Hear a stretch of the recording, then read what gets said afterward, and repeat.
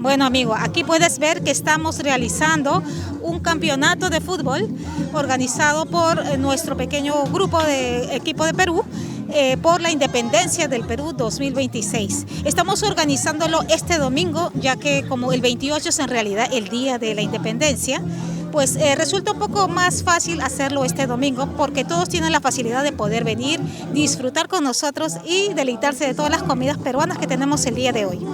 Están compitiendo 6 equipos el día de hoy. Entre ellos están el equipo de Hostos Electrical, está también la compañía de Dilser, el equipo del Perú, el equipo del Ecuador, también está Deportivo Falcón de Venezuela y también está ocupando también el equipo de, si no me equivoco, es el equipo de Aruba.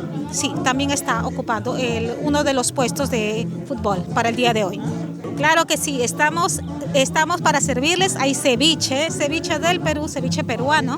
También hay arroz con pollo, con papa a la huancaína. También tenemos la rica causa limeña. Tenemos también entre postres, también tenemos los alfajores, mazamorra y el arroz con leche.